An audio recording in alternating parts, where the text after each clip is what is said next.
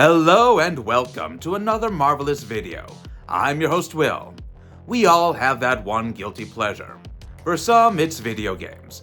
For some, it's books. And for others, it's movies. And in this video, we're gonna go over some guilty pleasure movies that are werewolf inspired. Let's get to it. Because you're gonna die next, bitch. I have a soft spot for monster stories in general, mostly because every culture on Earth has invented some creature to explain the stuff we can't. We don't know what happens after death, so we get ghosts. Vampires stick around for centuries because hypnotic bloodsucker is a concept that sells itself. Werewolves, however, do not usually get the same limelight as other cinematic monsters, and maybe that's why there are not very many good werewolf movies out there. Having said that, even some of the poor werewolf movies have something special about them, something that makes them enjoyable, but we can't admit this in front of others. But hey, I understand that, and that's why I decided to compile my list of 10 must-watch, once guilty pleasure werewolf B-movies of all time. So without further ado, let's begin. Come on, young lady, I've got you now. Bonehill Road, 2017. I love movies. Big ones, small ones, polished studio projects, and scrappy indies that barely get a poster. I give them all a fair shake. Add werewolves to the mix and I am already seated. And the same goes for Bonehill Road. It stars Eli DeGear, Anna Rojas Plumberg, Millie Milan, Linnea Quigley, and Gary Warner Kent, a name that still means something to those like me who grew up on genre cinema. The story follows Emily and Eden Stevens, who flee one violent situation only to land in something worse. Stranded in the woods and stalked by a werewolf, they find refuge in a nearby house, which turns out to be a bad call. What begins as survival horror soon expands into a family of werewolves closing in, and the sisters have to hold it together long enough to make it out alive. This is an independent film, and it wears that fact openly, but one has to remember the budget limits. I mean, I'm not saying that it's an excuse for the film's questionable quality, but it did put certain creative constraints, and yet, I must also admit that Todd Sheets works within it with some care. Gary Kent does not get as much screen time as I wanted, but when he does, the film immediately becomes much better. I will admit my bias there, but I smiled every time he came into frame. Where Bonehill Road really commits is the effects. These are old school, man-in-a-suit werewolves, framed smartly and lit with good intent and tremendous effort. Most of the money clearly went here, and it shows. The gore is good, and the full transformation scene can be compared to an American Werewolf in London. Best of all, there is no CGI. Every creature, every wound, every drop of blood is practical, and it looks better for it. Is this a great film?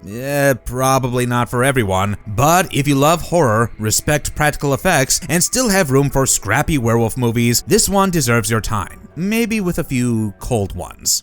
Viking Wolf, 2022. Thale Berg is 17, stuck in that weird age between childhood and adulthood, and she lives in a small Norwegian town with her mother Liv, her stepfather, and her younger sister Jenny. Jenny is deaf, and Thale stays close to her in a way that feels protective, almost instinctive. Liv works as a police officer, which is crucial to the story, because when things go bad in this town, they go bad on her watch. And the bad things? Well, they start at a night party in the woods. A girl at the edge of the crowd gets attacked and dragged away into the dark, and Thale tries to help. She pays for it with a sliced shoulder. The next day, the missing girl turns up dead and mutilated. The coroner blames a large animal. Lars Broden disagrees and says that this is the work of a werewolf. Liv brushes him off, but he leaves her a silver bullet anyway. A vet, William Nordvag, suggests an unusually large wolf, and after this news goes to town, the mayor forms a hunting party, which obviously goes poorly. The beast tears through them, leaves the police chief Eilert badly wounded, breaks Liv's wrist, and shrugs off her bullets. Only the silver round drops it. William later confirms that the lead bullets hit vital organs, yet the silver did the real damage. And soon, Liv starts to connect dots she does not want to connect. You see, Thale starts to change, thanks to the previous injury. Her senses get sharper, she doesn't get enough sleep, and Jenny finds her outside at night, but she brings her back in. Next, under a full moon, Thale kills Jonas, and and the injuries look similar to the earlier attack, only smaller. Liv returns to Lars, who explains the rules as he sees them. A werewolf loses its humanity and craves human blood. Thale understands what she has done and leaves town on a night bus, but she transforms inside it, and everything that could go wrong does go wrong. Viking Wolf is Stig Svensson's fourth feature, written with Espen Auken, who later delivered Troll. The film is called Viking Wolf, so one could expect a Viking turning into a werewolf, but that was a promise that the film did not keep. Due to the lack of the Viking angle, the film is a familiar werewolf story, close in spirit to When Animals Dream and a bit of Ginger Snaps. Still, the small town mood works for the movie. The early attacks were well filmed and choreographed, and Liv's descent from denial to horror is super authentic and human. The creature design, however, disappoints once it is fully revealed. So Viking Wolf is not a reinvention, but it understands the genre's bones and treats them with respect.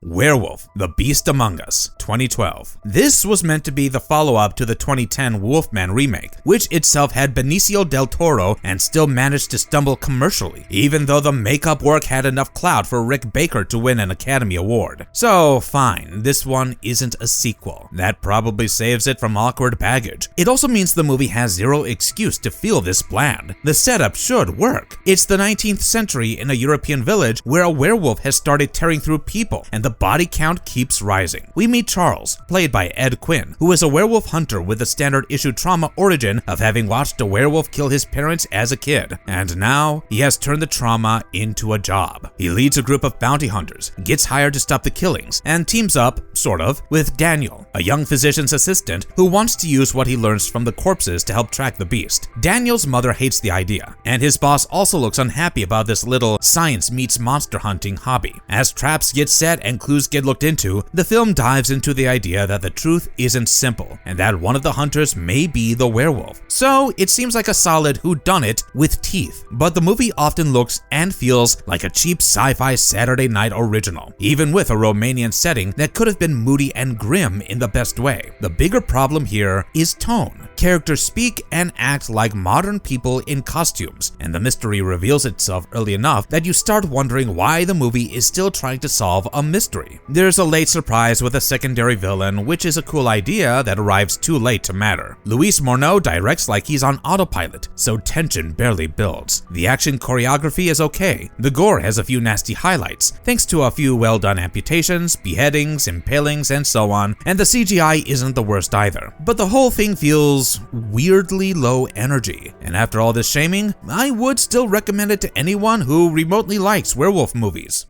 The Wolf, 2024. From the trailer, this one seems like nothing more than a Texas indie with werewolves and a small budget. But then Brent Bentman, who has already hopped across genres like family drama, neo-noir crime, westerns, even high-concept sci-fi, delivered something very new and deeply personal. It also helps that the film comes with two performances that stick in your head, plus Bentman's usual preoccupation with mortality, which hangs over the whole thing like weather. The story follows Aron, a hunter who gets pulled in by law enforcement officers, private ranchers, and Native American tribes to track and kill wolves that prey on livestock and people. When he takes a job to pursue a vicious man-eater, the past starts catching up to him, and he ends up in the depths of a desolate forest where faith, life, and death all have a short life. And it is not long before our hunter becomes the hunted, and the film keeps tightening the noose as Aron tries to keep his footing. What surprised me most was the script's structure and screenplay. For most of the runtime, it plays like a one-man chamber piece, but Bentman frames it with two dialogue-heavy bookend scenes. Behind all that wolf hunting, the real tug-of-war happens between the renewing pull of faith and an ever-present existential dread, with the wolf as that fear made flesh. The wolves themselves have not been shown quite a lot, and when they keep running around our hunter, it may start to feel slightly annoying. But there have been much worse werewolf movies, and in comparison, this one will satiate any genre fan.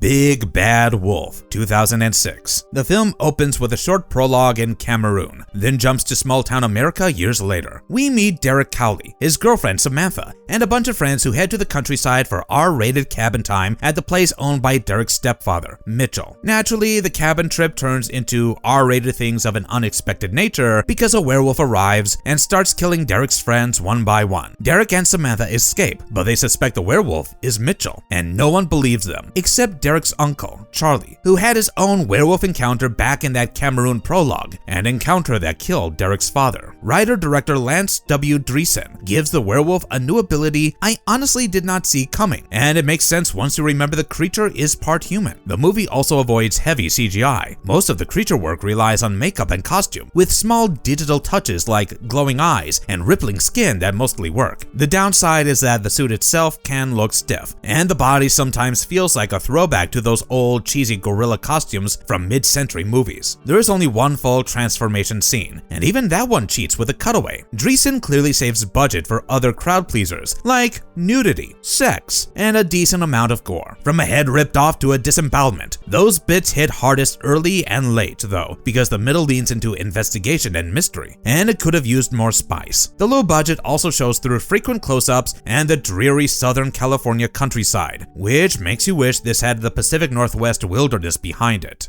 Dark Moon Rising, 2009. The story, according to the opening narration, centers on Amy, a virginal girl in Nevada with an overprotective ranch dad. She meets Dan, a handsome drifter who turns into a hairy beast on a schedule. They don't click at first because he treats her like trash. Then he plays hero when Amy accepts a ride from a stranger who tries to rape her. After that, Dan admits he has followed her since the day they met. Amy correctly calls it stalker behavior, and then the movie still runs the standard fall in love montage, only slightly interrupted by Dan picturing himself slashing her face with a furry paw. Then Dan goes full Wolfman and causes all kinds of trouble, from terrorizing an old couple in a truck and messing with livestock to killing a dog and getting chased off by Crazy Lewis, a shotgun guy whose character, it seems, was tailor-made for Sid Haig. Next morning, Dan wakes in the desert with torn jeans, gets a lift into town, and tells Amy, "I'm a fucking werewolf," then chains himself up. The chain breaks as soon as he transforms, thanks to some morph magic, but he doesn't hurt her, so they visit a psychic. She confirms he's cursed,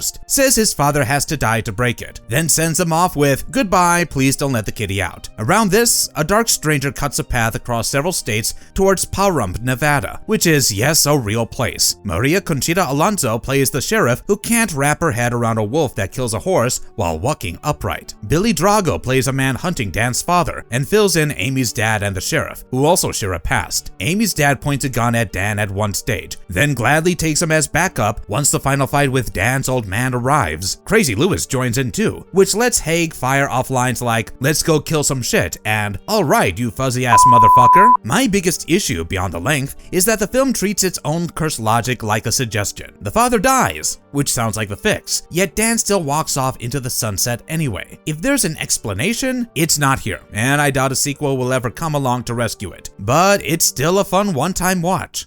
Crying Wolf 3D, 2015. Crying Wolf 3D takes you to the Cotswolds, which, for the non-Brit crowd, is west-northwest of London in that postcard countryside people like to romanticize. It's also the sort of place you associate with peace, tea, and all things Shakespeare. The film takes that idea, laughs at it, and sprays it with blood. The opening frames the whole thing as a story inside a story. A private investigator buys a book from a strange woman who keeps refusing to sell it to him, which is already a decent red flag if your life choices include staying alive. He reads it anyway, and what you watch next is basically that book's tale. A pack of werewolves go on what counts as a holiday for monsters. They camp, roam the countryside, sing songs, and kill people for fun. No tortured lone wolf misery here. These werewolves travel as a group, and they don't hate what they are. They enjoy it, which is honestly a solid idea, because it flips the usual tragic curse angle into something nastier and more casual. While the pack does its frolic and murder routine, they remain oblivious to one important piece of information. You see, one of their past victims somehow survived. That survivor comes back later with a friend, and now the hunters become the hunted. The film builds toward an ending that goes full splatter mode, with exploding bits and blood flinging everywhere like the movie has a personal grudge against clean surfaces. Tony Jopia directed the movie, and the cast includes Carolyn Munro, Joe Egan, and Christopher Dane. Munro is easily one of the better parts of the experience for me. She plays that odd bookstore owner, and there's a fun little novelty to seeing her in this role, especially with her history as a former Bond girl and her work in the Dr. Phibes films. The frustrating part is that the core plot ideas aren't terrible. A cursed book, a pack of proud werewolves, a revenge hunt in the countryside. This could have worked, but the execution feels sloppy. The movie goes for gratuitous blood and breasts, yet it doesn't add finesse or tension tension to make any of it matter. The characters and dialogue feel weak, so I never cared who lived, who died, or who deserved a wood chipper. If the film had committed to comedy with better dialogue, or gone serious with real atmosphere and stronger characters, I'd probably have had a better time watching. Having said that, I did not have a bad time either. Half Moon, 2010. I'll be honest, I grew up on the classics like The Howling and An American Werewolf in London. Basically the stuff that makes lycanthropes feel like a special kind of cinematic evil. Even Michael Jackson's Thriller did the job for me as a kid, in a very please don't traumatize the child permanently kind of way. And now that I write about movies and TV shows, I am still into the genre. So yeah, I like werewolves a lot, which means I also show up ready for the usual tropes like a gnarly transformation, a few brutal deaths, and at least one moment where someone's face becomes a regrettable memory. Half Moon does not deliver that experience. In the movie, Rose is a depressed, bitter prostitute who agrees to meet a client at a hotel. The night turns into hours of conversation. Hours. Plural. Yeah, until Rose decides she has had enough and robs the guy, then leaves him tied to a chair. That's when the movie really starts, as the client was not some ordinary creep. He was a bloodthirsty werewolf. Now, can Rose leave the hotel in one piece, or did she just volunteer as the next meal? The movie should have been tense, but the movie plays like one long loop of Rose and Jacob sitting in a room and talking, and the conversation was not even intended to build a sense of fear as the danger came closer. This was more like a drama that occasionally remembers it advertised itself as a horror film. I kept waiting for the good stuff, the kind of werewolf mayhem you buy the ticket for, and most of it never came to the screen. There's a small stretch near the end where something finally happens, but by then the film has spent so long in conversation mode that it feels like a late apology rather than a payoff. The real issue is pretty simple actually, boredom. There are too many scenes where nothing moves except the dialogue, and I didn't care what they talked about. The topics jump from Jacob's wife's death to the fact that Rose claims she's learned a valuable life lesson from watching Tom and Jerry as a kid. Yes, that is real. No, it doesn't make the movie more exciting. By the time it ends, I had started to wonder if I had received the wrong film, because what I expected was a werewolf ripping faces off, and what I got was a werewolf sitting around discussing feelings. If you want to talk heavy chamber drama, maybe this works for you. If you came for werewolf horror, the title feels almost sarcastic. Werewolf Island, 2020. The movie originally went by the title The Legend of Dog Lady Island, which is already a better warning label than most films bother to provide. The movie opens with a young couple visiting an island housing an urban legend about a dog-faced lady. The setup is simple and creepy in a campfire story way. That night, they get attacked and barely escape. They panic, call the young man's uncle, who happens to be a detective, and tell him what happened. He doesn't believe it at first, but he starts digging into the island and the rumors. Sure enough, he learns something sinister has lived there for a long time. That's the plot. The problem is the execution feels like the film tried to sprint a marathon with a sprained ankle. It's bold and ambitious, but the lack of funds and experience drowns the movie. Acting-wise, a few people put in real effort, and others sound like they are getting late and just want to finish their scenes and leave. It makes the story feel longer, which is not something you want when the story already drags. Furthermore, the movie basically admits its original title was more honest. This is not a classic werewolf movie in the usual sense. It's doing something different, which would have been cool, but it tries to do too much with too little. The period piece flashbacks are the best idea in the film. You can tell somebody thought about how to expand the legend and give it texture. Sadly, those flashbacks often feel rushed or dropped in at awkward moments, while the modern day section crawls along with very little momentum and not much to say. If you came here for a gnarly werewolf bloodbath, you won't get it. There are a few decent makeup effects and a little blood here and there, but it never reaches the level you'd expect from the title. In the end, Werewolf Island has an interesting idea and a lot of ambition, but it falls short. I would genuinely love to see what the filmmaker pictured in their head versus what made it to the screen, because what we actually get is a tough finish.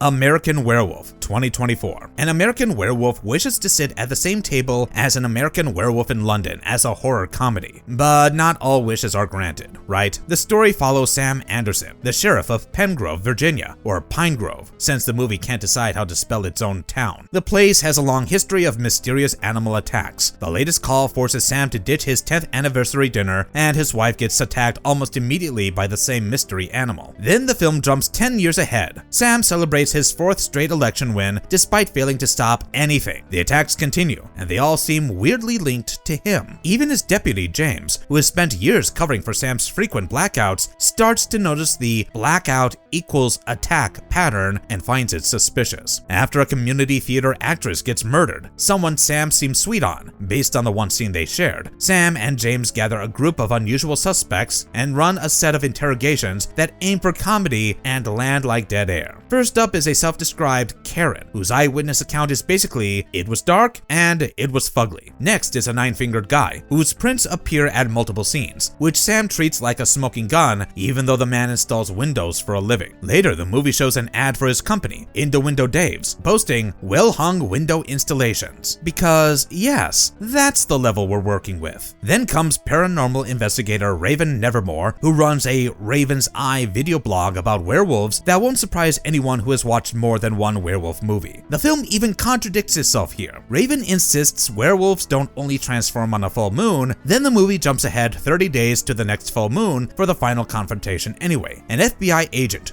Jordan Brewster, arrives to take over after Sam's decade of non-progress. She does know better and confronts the werewolf, gets bitten, becomes one, and gets decapitated, which raises the tiny question of how Sam explained that to the FBI. There's also news reporter Nadia Mandy Rivera, who becomes part of a string of badly filmed attacks as the cast gets thinned out. Later in the game, the movie finally shows off the werewolf suit created and worn by Chris Johnson, who also plays Rivera's cameraman. Then the film starts tossing in distractions. For instance, Sam eats Wolf brand chili straight from the can, like The Howling, and an Oob Earworks cartoon, The Big Bad Wolf from 1936, appears to chew up runtime. The extended credits are also funnier than the movie, since director Roy takes credit for everything from writing and directing to production design, cinematography, editing, sound, fight choreography, visual effects, wardrobe, animal wrangling, and location direction. If wearing that many hats leads to this result, I have one humble suggestion, and a few hats to somebody else next time. So yeah, not all of these movies are great. Hell, they aren't even good. But then that's what guilty pleasures are, right? And if you like the video, please consider hitting the like and subscribe buttons. Those two small clicks from you will help us tremendously in bringing you more of these marvelous videos. Stay safe and have a good one.